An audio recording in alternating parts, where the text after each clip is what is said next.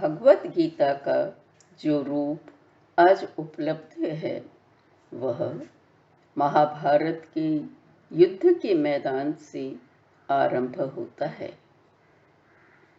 राजा धृतराष्ट्र दूरदृष्टि वाले संजय से आंखों देखा हाल पूछ रहे हैं।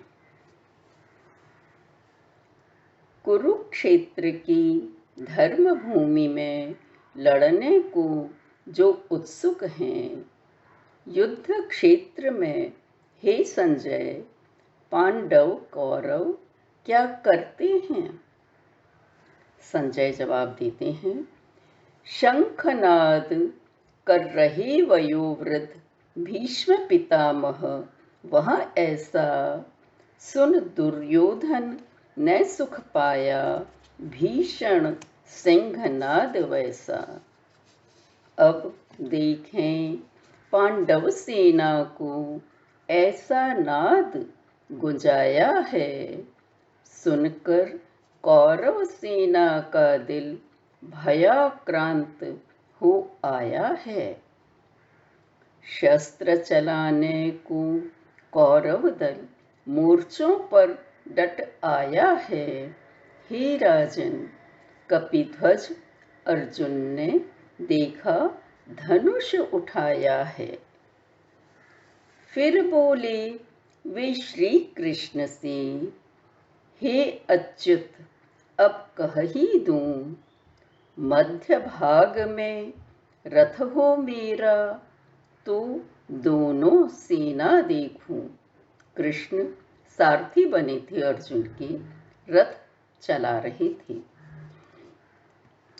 पृथा पुत्र अर्जुन ने तब चाचा ताऊ दादा देखे, भाई मामा पुत्र पौत्र गुरु मित्र सभी उनमें ही थे।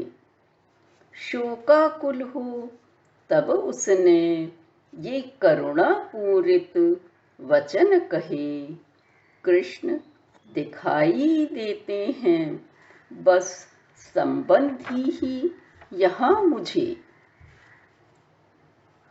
कृष्ण न चाहूं अब मैं जय और राज्य या कि सुख ना चाहूं, क्या काम राज्य से भोगों से, ऐसे जीवन से क्या पाऊं।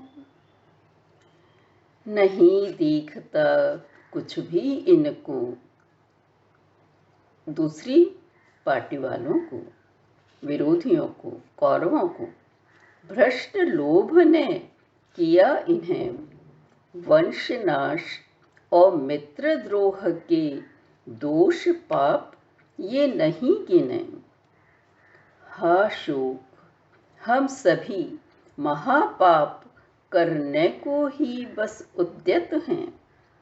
राज्य सुखों के लोभों से अपनों के वध को उत्सुक हैं, अपनों को ही मारना चाहते हैं। शुभप्रद ही होगा मुझको मारा जाना भी इस रण में। त्याग धनुष बाणों को अर्जुन बैठ गए वहां रथ ही में। तब श्री कृष्ण बोले, पार्थ क्लीव मत बनो, कमजोर मत बनो, मार्ग यह योग्य तुम्हारे ना लगता। उठ भी आओ अरे परंतप, त्याग हृदय की दुर्बलता। पर अर्जुन कहते हैं, छा गई सर्व अंगों में कायरता मेरे, धर्म नीति में चित भ्रमित खाए फेरे। पथ कल्याणकारी कृपा कर बताएं, शरण आया हूँ धर्म शिक्षा मुझे दें। संजय कहने लगी, हे राजन, शोकाकुल अर्जुन को दोनों सेनाओं के मध्य देख राजन कुछ हंसते से ही अब वचन बोलते हैं ऋषिकेश। कृष्ण बोल रहे हैं, पार्थ, बोलते तुम ज्ञानी सम, फिर भी लगते हो चिंतित। मरने जीने वालों की चिंता न करते हैं पंडित। क्रमशः इस शरीर में जैसे शैशव, यौवन, जरा रहे, बचपन, यौवन और बुढ़ापा आता है, नई देह मिलती आत्मा को शंका धीरन यहाँ करे। अविनाशी अप्रमेय नित्य यह है स्वरूप जीवात्मा का। नाशवान तो बस यह तन है, हे भारत रण में डट जा।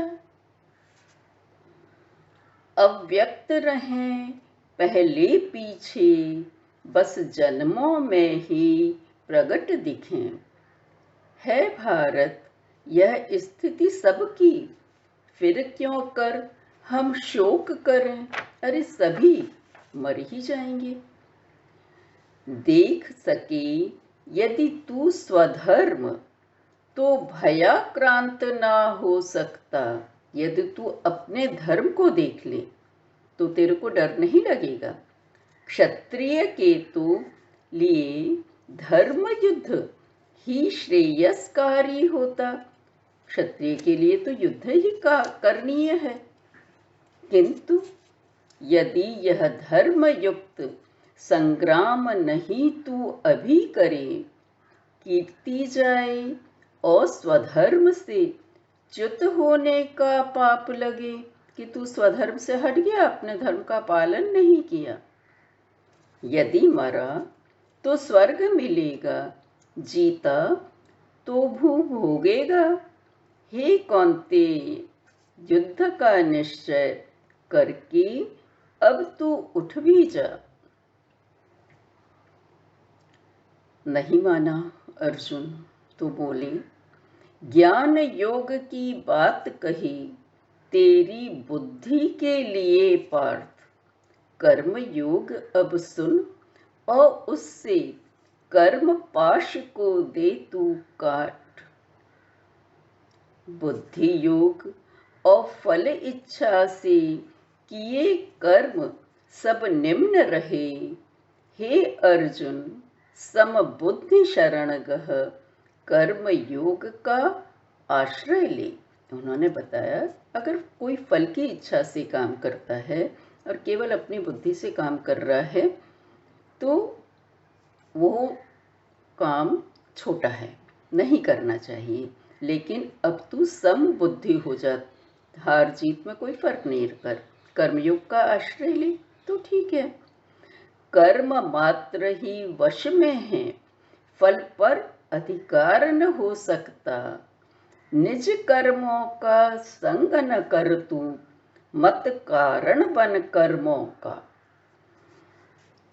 तू कर्म को शुरू नहीं कर रहा है, उद्भ्रांत हुई तेरी बुद्धि मत मतांतरों को सुन के। स्थित प्रज्ञ होय तू तब, जब वो अचल समाधि गही। तो अर्जुन पूछता है, हे केशव मुझको समझाएं, स्थित प्रज्ञ के लक्षण अब। समाधिस्थ चलता कैसे, बैठे और बोले कैसे कब।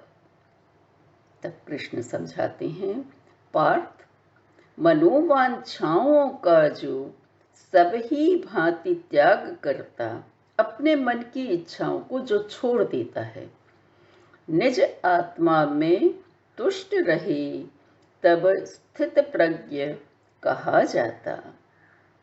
अंग समेटे कछुआ जैसे, वैसे ही जब कोई नर विषयों से ले खींच इंद्रियां, स्थित प्रज्ञ कहावे तब। जब अपनी इंद्रियों को ये सांसारिक विषय में नहीं लगाता है, तब स्थित प्रज्ञ कहलाता है। जल विचरण करती नौका, वायु से हर ली जा सकती, विषय विहारिणी मन इंद्रिय तो बुद्धि को ही हर लेती। क्योंकि यदि हम इंद्रियों को कामना में, इच्छाओं में लगा देंगे तो बुद्धि खत्म हो जाएगी, बुद्धि का उपयोग ही नहीं कर पाएंगे, मन के चलाए चलेंगे। सभी इंद्रियों को वश में कर ब्रह्म का ध्यान धरा करता, ऐसे ही नरपुंगव को तब स्थित प्रज्ञ कहा जाता। तो कृष्ण ने ये बतला दिया कि किसको हम स्थित प्रज्ञ कहते हैं, किसका ज्ञान प्रज्ञा स्थित हो गई है, वो अब उसी में रहता है, हर समय बुद्धिमान ही रहता है, इधर उधर नहीं जाता। आज इतना ही।